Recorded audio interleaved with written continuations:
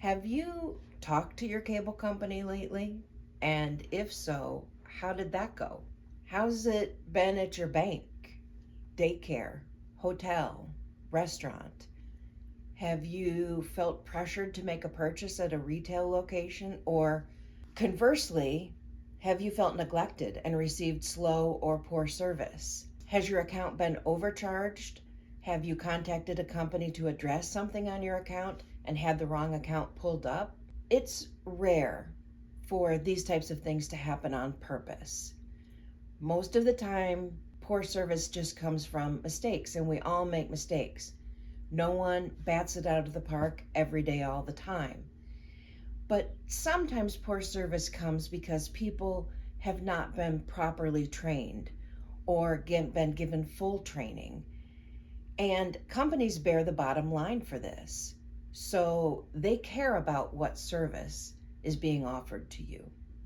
Sometimes companies put practices and protocols in place as part of their training because they have identified weak areas where poor service can crop up. And it matters to them if that sort of training and those protocols are not being followed. For example, it's very important for banks to serve you certain disclosures in certain orders at certain times, or they're not following regulations. Companies can't always know how their customers or clients are being treated, and this is where you can come in. The fact that companies care about the quality of service offered has created a potential opportunity for you. You could do what I did a year ago. You could start mystery shopping. What is mystery shopping? Well, aside from a fun and often entertaining way to earn some money on your own schedule, mystery shopping is defined as a practice where businesses hire individuals to act as secret shoppers in order to gather information about the quality of customer service. So in short, you're going to go to all manner of businesses and see what you experience and then report back. Sometimes I do a few of these shops a week. Sometimes I do quite a few. Some jobs pay as little as $8, but can be done in 20 minutes.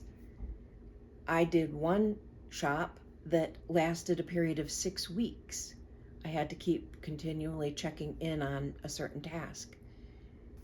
There is a wide variety of choices to make, and you only apply for the jobs that you want to do. You could go out and do on-site jobs. You can do shops from home via your phone, via a tablet or a computer. There's all different sorts for all different types of pay. I've done phone calls for as little as $3 because they require literally 2 questions on the phone and a report of about 3 questions, and so I can do a bunch of them at a time. I've done phone calls for $25. I've done mystery shops for as little as $8 to $300 and everywhere in between. One thing that's going to be universal to all jobs, no matter how big or how small, whether you're doing it on the phone or whether you're doing it on location and in person, whether it's an audit or a mystery shop, one thing that's probably going to happen with every job you agree to and are accepted for is that you're going to have to do a report. This is how the company is going to find out what sort of service you were offered. So writing is a part of this job. Sometimes you are literally just answering yes or no questions, but sometimes you're going to have to really write a detailed narrative. And you can control this by which jobs you accept, but a report is almost always certainly going to be part of this job. And sometimes, in addition to the writing, you're going to have to also be comfortable with the process of editorial input. Most jobs, you'll submit the report, it'll be fine, you'll hear that it was approved, you'll receive your pay. But sometimes an editor will write back and say they want fuller answers or that they have questions, and you'll have to work with them. If you are not comfortable with this give and take of an editorial process, or if you just don't like to write in general, mystery shopping may not be the right job for you. But beyond that, I think most people can do this type of work. Many mystery shops, audits, jobs are open to anyone and everyone, and the companies will be very clear with you about that. Sometimes, however, specifications can be very specific. Here are some recent examples that I've come across. There was a job recently where you needed to show up in a luxury car valued at over $60,000. I mean, sometimes they get that specific. Recently, I also saw a job you had to have a credit score between 600 and 639. Very specific.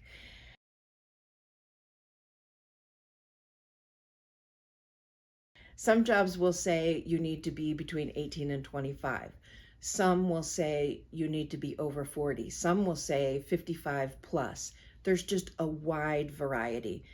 Again, remember that many are open to everyone, but when they do have specifications, the parameters of them can be quite tight. I have been eligible for some jobs because my husband and I happen to have an LLC, and that would not be open to people who did not. Sometimes you'll see jobs where having a pet is a requirement, or being a parent of a school-aged children is a requirement. It's all over the board.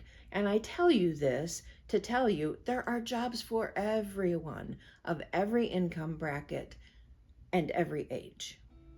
If you feel interested in mystery shopping, you may well be able to find success with it. But a little advice never hurt anybody, and I'm a talker, so you can check out some of my other videos. In my next video, I'm going to talk about the different types of mystery shopping and what you need to do to perform these. My name is Norma. This is Savoring Bravery. See you in the next video.